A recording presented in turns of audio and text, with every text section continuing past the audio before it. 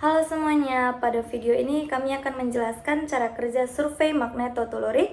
Sebelumnya izinkan kami untuk memperkenalkan diri kami. Perkenalkan, saya Ristama Nainggolan dengan NIM 4223240026 dari PSF 22A. Adapun rekan saya yaitu Perkenalkan, nama saya Ratna Dewi Nemaban dari kelas PSF 22A dengan NIM 4221240009.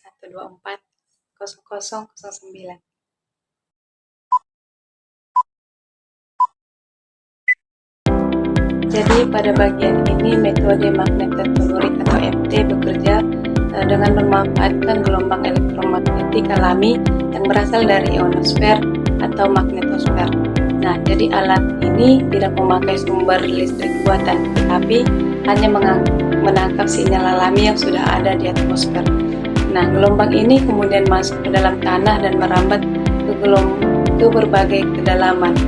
Nah, untuk setiap lapisan batuan akan merespon gelombang tersebut secara berbeda, sehingga dari sinyal yang masuk itulah kita bisa mengetahui struktur bawah permukaan tersebut. Di bagian ini dapat dilihat gelombang dengan warna yang berbeda, bahwa gelombang elektromagnetik dengan frekuensi tinggi hanya bisa masuk ke lapisan dangkal, sedangkan frekuensi rendah bisa menembus lapisan yang lebih dalam, bahkan hingga puluhan kilometer. Inilah alasan mengapa MT sangat cocok digunakan untuk pemetaan kerak bumi secara mendalam, termasuk untuk panas bumi dan tektonik. Ketika alat MT di permukaan tanah, elektroda untuk mengukur medan listrik dan sensor magnetik berupa koil untuk mengukur medan magnet. Sensor ini disambungkan ke satu unit perekam atau reservoir.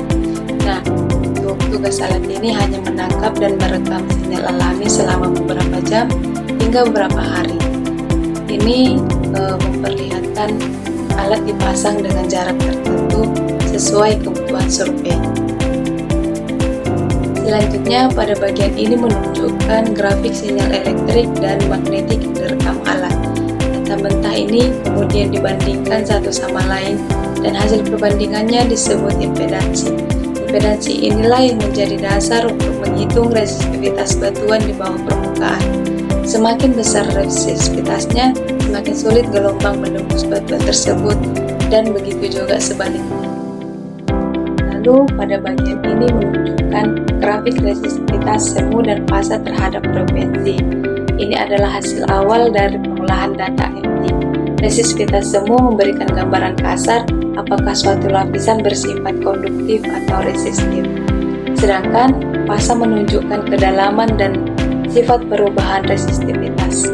Bagian ini menegaskan bahwa pemrosesan data MT mengubah sinyal yang semula hanya gelombang menjadi grafik yang bisa dibaca oleh peneliti. video ini menampilkan bahwa sinyal frekuensi rendah menembus lebih dalam ke dalam bumi. Hal ini menyebabkan MT mampu memberikan informasi bawah permukaan hingga kedalaman 20-30 km atau lebih, tergantung juga dengan lokasinya.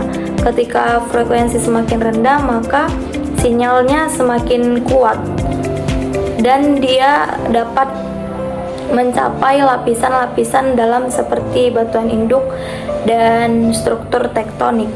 Nah, di bagian ini ia terlihat berwarna, yaitu ada warna merah, biru, dan kuning, yang dimana warna ini menandakan resistivitas yang berbeda.